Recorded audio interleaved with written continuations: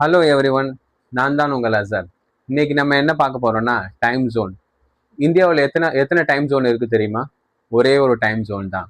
ஆனா இந்தியா உலகத்திலேயே 7வது பெரிய நிலப்பரப்பு உள்ள கண்ட்ரி. முதலாவது இருக்கிற கண்ட்ரி வந்து ரஷ்யா. ரஷ்யால எத்தனை டைம் ஜோன் இருக்கு தெரியுமா? 11 டைம் ஜோன். உலகிலேயே அதிகமான டைம் ஜோன் உள்ள கண்ட்ரி எது தெரியுமா? பிரான்ஸ். பட் பிரான்ஸோட நிலப்பரப்பு எவ்வளவு தெரியுமா? அது எத்தனாவது இடத்துல இருக்கு தெரியுமா? 49வது இடத்துல இருக்கு. ஆனா இந்தியாவில் நம்ம 7வது பெரிய நிலப்பரப்பு உள்ள நாடா இருக்கும். ஆனா ஒரே ஒரு டைம் ஜோன் தான் யூஸ் பண்றோம். டைம் ஜோன்னா என்ன? நம்ம முன்ன இந்த நோக்கியா ஃபோன் யூஸ் பண்றவங்க தெரிஞ்சிருக்கோம். நம்ம நோக்கியா ஃபோன் இந்த சிஸ்டம்ல ஒர்க் பண்றவங்களுக்குலாம் தெரிஞ்சிருக்கும். அதுல பாத்தீங்கன்னா டைம் வரும். Chennai GMT, Mumbai GMT, Kolkata GMT அப்படி சொல்லிட்டு வரும். 3 டைம் ஜோன் இருந்திருக்கு. வெள்ளைக்காரங்க இருக்கும் போது 3 டைம் ஜோன் வச்சிருந்தாங்க.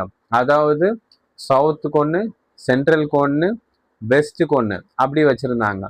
ஆனா இதை இந்தியா போன்ற டெக்னாலஜி இல்லாத கண்ட்ரின்றதால நம்மளால அதை சரியா மெயின்டைன் பண்ண முடியல. பிரான்ஸ்ல பாத்தீங்கன்னா 12 டைம் ஜோன் இருக்கு. யூஎஸ்ல 6 டைம் ஜோன் இருக்கு. இந்த மாதிரி டைம் ஜோன்ன்றது எதுக்காகனா ஒவ்வொரு ஊர்லயும் சூரியன் ஒரு ஒரு டைம்ல உதிக்கும், இன்னொரு டைம்ல சீக்கிரம் மறைஞ்சிரும். இப்போ இந்தியாவில பாத்தீங்கன்னா ஏபியில தான் ஃபர்ஸ்ட் உதிக்குது. ஏபின்னா ஆந்திர பிரதேஷ் இல்லை, அருணாச்சல பிரதேஷ். ஸோ அங்கதான் ஃபர்ஸ்ட் இந்தியாவில் சன்ரைஸ் ஆகிறது அங்கதான். உதாரணமா நம்ம எடுத்துக்கிட்டோம்னா நம்ம கிரிக்கெட் டெஸ்ட் மேட்ச் பார்த்துருப்போம். டெஸ்ட் மேட்ச்ல இந்த பேட் லைட்னு சொல்லுவாங்க.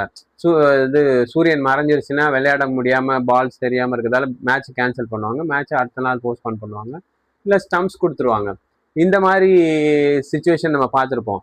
ஆனா அதே டைம்ல நம்ம ஊர்ல வெளிச்சமா இருக்கும். என்னடா இங்க வெளிச்சமா இருக்கு, அந்த ஊர்ல பேட் லைட், அதுக்குள்ள சூரியன் மறைஞ்சிருச்சா அப்படின்னா அதுதான் உண்மை.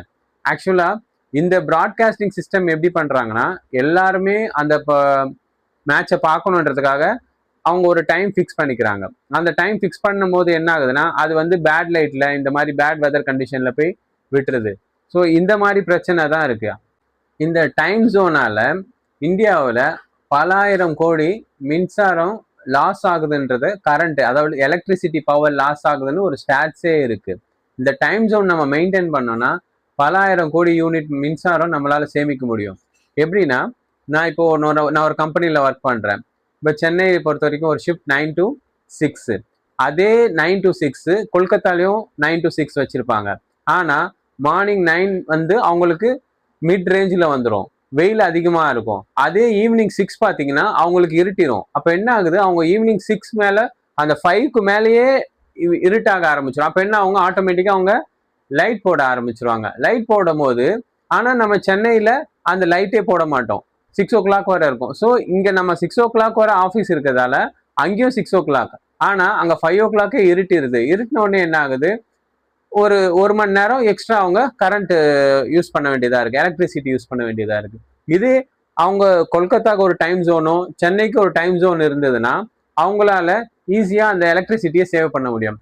இப்போ அசாம்ல பாத்தீங்கன்னா இன்ன வர அவங்களுக்குன்னு ஒரு டைம் ஜோன் ஃபிக்ஸ் பண்ணி வச்சிருக்காங்க. அந்த அசாம்ல அந்த டீ எஸ்டேட்ல ஒர்க் பண்றவங்களுக்கு ஒரு தனி டைம் ஜோன் இருக்கு. அவங்க நம்மளோட டைம் ஜோனை ஃபாலோ பண்ணாங்கன்னா அவங்களால ஃபுல்லா 8 hours 9 hours கண்டிப்பா ஒர்க் பண்ண முடியாது. ஏன்னா நம்மளோட மார்னிங் 9 o'clock அவங்களுக்கு மிட் ரேஞ்சில் வந்துடும். அதுவே அவங்களுக்கு, ஏன்னா அது அவங்களுக்கு சீக்கிரமா சன்ரைஸ் ஆகும். இப்போ நார்மலாவே ஹில் ஸ்டேஷன்னாலே சன்லைட்ன்றது ரொம்ப கம்மியா இருக்கும். ஸோ அசாம் பாத்தீங்கன்னா ரொம்ப ரொம்ப கம்மியா, என்ன சொல்றது, நம்மளை விட சன்லைட் கம்மியா இருக்கிறதால அவங்க என்ன அவங்களுக்குன்னு ஒரு டைம் ஜோன் வச்சிருக்காங்க அசாம் டீ எஸ்டேட்ல மட்டும். இப்போ ஜெர்மனி எடுத்துக்கிட்டீங்கன்னு வச்சுக்கோங்க. நம்ம இன்னைக்கு காலையில ஒரு 8:30 அப்படி நம்ம டைமிங்னா அவங்க பாத்தீங்கன்னா ஏர்லி மார்னிங் 4ல இருப்பாங்க. நம்மளை விட 4.5 hours அவங்க பிஹைண்ட்ல இருப்பாங்க.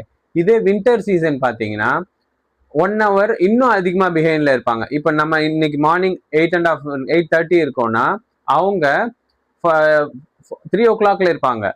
டோட்டலா 5.5 hours பிஹைண்ட் போயிடுவாங்க. ஸோ இது எதுக்காக அவங்க மெயின்டைன் பண்றாங்கன்னா அந்த டே லைட் சேவிங்ஸ்க்காக. ஸோ இந்த மாதிரி அவங்க சேவ் பண்ணும் போது என்ன ஆகுது, அவங்களோட எலக்ட்ரிசிட்டி, மற்ற கன்சம்ஷன்ஸ், பீப்புள் யூஸ் பண்ற மற்ற எனர்ஜி சேவிங்ஸ் எல்லாமே அவங்களுக்கு சேவ் ஆகுது.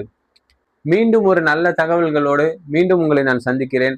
மறக்காம என்னோட சேனலை சப்ஸ்கிரைப் பண்ணுங்க, லைக் பண்ணுங்க, கமெண்ட் பண்ணுங்க, உங்க ஃப்ரெண்ட்ஸுக்கு ஷேர் பண்ணுங்க. நன்றி.